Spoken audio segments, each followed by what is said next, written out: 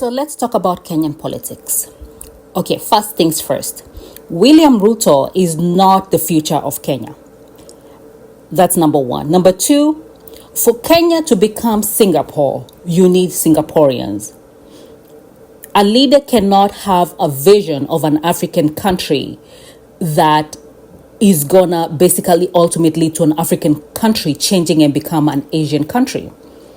So God does not give such visions. The vision should be African. And if it's from an African leader, it's gonna be African. It's not gonna be a vision of an African country. God will not give a vision of an African country that basically translates into the African country changing to become Singapore. And I know they mean it in terms of GDP. It doesn't matter what they mean. Visions don't work like that. If you have a vision of an African country, the vision will be inherently African. Everything about it. It will not be looking like anything else. So that's another thing about this Singapore issue. Okay, let's look at what William Ruto is doing in Kenya. So William Ruto went to the United States of America and basically made a deal with the government of America. And it was a health framework of cooperation that people have raised concerns about the data privacy of Kenyan patients. And they took him to court. So this is a government-to-government deal. So William Ruto's response was that the people who are complaining are basically NGOs who have missed out on a deal with a foreign government. So basically what he basically admitted was that he is now in the business of being an NGO. And this goes back to William Ruto, his habit and the habit of the Kenya government of sabotaging everything, basically hollowing out things from the inside.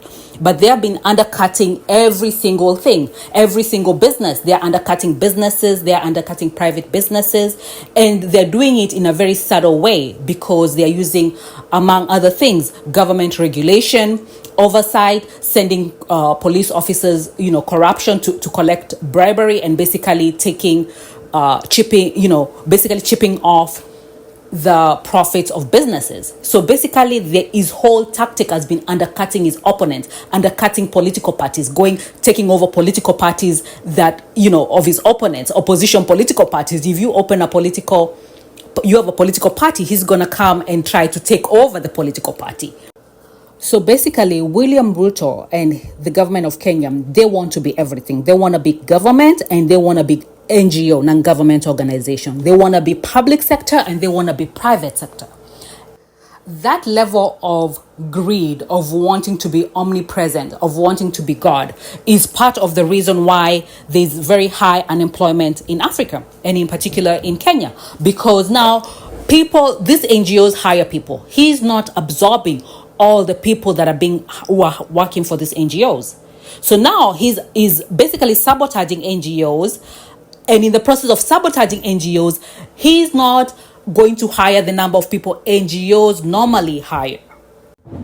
So it's necessary for people to see this for what it is. If there is an unemployment issue in Kenya, and there is an unemployment issue, Kenyans need to tell them, you've sabotaged this industry. You sabotaged the lumber industry, basically selling of timber. You've sabotaged all this industry. You've sabotaged all these people's businesses. This person was hiring 1,000 people. You need to hire 1,000 people. You need to, everything you sabotage, you basically destroyed this business.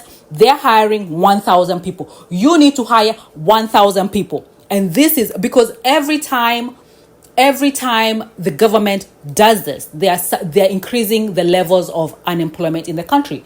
The issue of job creation is a very big problem in Africa. There are very few job creators, and part of the reason is they are being sabotaged by the government. And Kenya is a very good example of this happening, because even the politicians, William Ruto himself, has said things that basically imply the government is sabotaging businesses. They are sabotaging anybody who is successful. They ask for bribe to chip away from the profit.